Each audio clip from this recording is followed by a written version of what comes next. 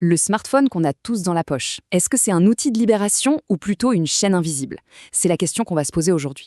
On va dépoussiérer une vieille théorie sur la consommation pour voir ce qu'elle a à nous dire sur notre relation, un peu bizarre, c'est vrai, avec la technologie. Et le résultat, il pourrait bien nous surprendre. Alors oui, penchons-nous un instant sur cet objet qui, soyons honnêtes, ne nous quitte jamais, le smartphone.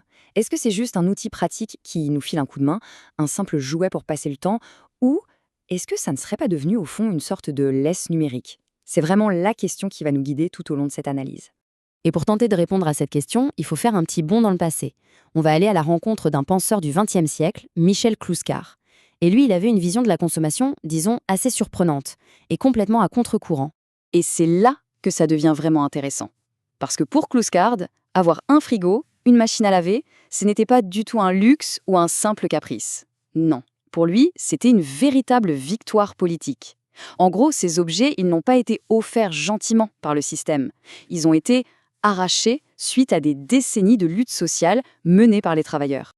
Alors, pour bien suivre sa logique, Clouscar a mis au point une sorte de grille de lecture, si on veut, pour analyser ce qu'on achète. Il a séparé ce qu'il appelle la consommation nécessaire en 3 grandes familles. Allons voir ça de plus près.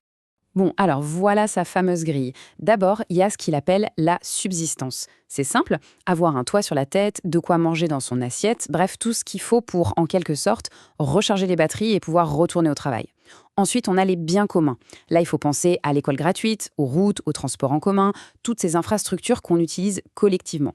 Et enfin, la troisième catégorie, les biens d'équipement. C'est là qu'on retrouve notre fameuse machine à laver, mais aussi la voiture, tous ces objets qui font gagner un temps précieux, un temps qui était souvent dédié au travail domestique et qui peut du coup être utilisé pour autre chose. Et cette citation, franchement, elle résume parfaitement sa pensée. Pour Clouscar, acheter ses biens, ce n'est pas juste une histoire de plaisir personnel ou de confort. Pas du tout. C'est un acte politique. C'est le résultat d'un vrai bras de fer. Un bras de fer qui définit, à un moment donné de l'histoire, ce qu'on considère comme un niveau de vie décent pour le monde du travail. Bon, et maintenant, retour vers le futur, c'est-à-dire notre époque. Et c'est là que la belle mécanique de Clouscar, elle commence un peu à grincer des dents. Comment est-ce que cette grille de lecture qui a été pensée pour l'ère industrielle peut encore fonctionner dans notre monde numérique où tout est connecté? Revenons à notre smartphone. Essayons de le placer dans les cases de Clouscar. Eh bien, c'est quasiment impossible. Il ne rentre dans aucune case. Ou plutôt, non en fait, il rentre dans toutes les cases à la fois. C'est ce qu'on appelle un objet polymorphe. Il a plusieurs formes, plusieurs fonctions en même temps. Regardez un peu, c'est un outil de subsistance, non? Comment on fait pour postuler un emploi ou faire ses démarches administratives sans smartphone aujourd'hui? C'est aussi un outil d'équipement, il est devenu central pour le télétravail, pour la productivité, mais c'est aussi, et c'est peut-être même son rôle principal, une machine à distraction. Les réseaux sociaux, les jeux, le streaming, le travail, la survie et le loisir, tout ça est complètement fusionné dans un seul et même objet. C'est une situation totalement inédite. Et c'est précisément là que tout bascule. Si le smartphone est devenu si nécessaire, il faut se demander d'où vient cette nécessité. Est-ce que c'est le même genre de nécessité que pour la machine à laver à l'époque? La réponse, en fait, va nous obliger à prendre un peu de distance avec la pensée de Clouscar. Voilà la question qui change toute la perspective. On se souvient, pour Clouscar, la nécessité, ça naît de la lutte sociale. Mais sérieusement, est-ce qu'on a déjà vu des manifs pour réclamer des smartphones? Bien sûr que non. La nature de cette nécessité n'a absolument rien à voir. Et là, on touche au cœur du problème. Cette dépendance, elle n'a jamais été négociée. Elle a été imposée tout simplement. Le marché a d'abord créé l'outil, et puis, petit à petit, il a méthodiquement éliminé toutes les autres options, ce qui nous a rendus totalement dépendants, mais après coup. D'accord. Mais comment on en est arrivé là? Le processus est en fait assez subtil. On pourrait le décrire comme une sorte de stratégie du cheval de Troie. Vous savez, ce magnifique cadeau qui, une fois à l'intérieur des murs, révèle une toute autre nature. Ce processus, on peut le décomposer en 4 étapes. Étape 1, la séduction. L'objet est présenté comme cool, fun, souvent gratuit. Ensuite, étape 2, la généralisation. Tout le monde s'y met, c'est l'adoption de masse.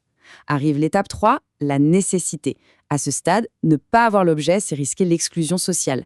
Et enfin, la dernière étape, le contrôle. Nos données sont collectées, notre attention est capturée et finalement, notre capacité à nous organiser collectivement s'en trouve affaiblie.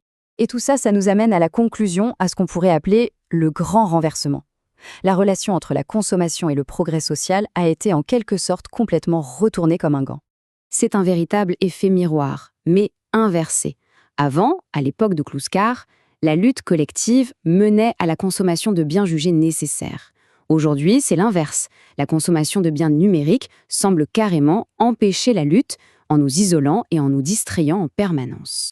Alors attention, l'idée ici, ce n'est pas du tout de dire que Kluskar avait tort. Bien au contraire, sa grille de lecture est peut-être même plus pertinente que jamais, justement pour comprendre la nature exacte de ce changement. Il s'agit simplement de l'actualiser, de voir comment les mécanismes qu'il décrivait ont été, retournés contre nous. Et on termine donc sur une question assez vertigineuse. Si les règles du jeu ont changé à ce point, si la consommation n'est plus la récompense de la lutte, mais l'outil même qui l'empêche, alors comment fait-on pour inventer de nouvelles formes de progrès social? La question, évidemment, reste ouverte.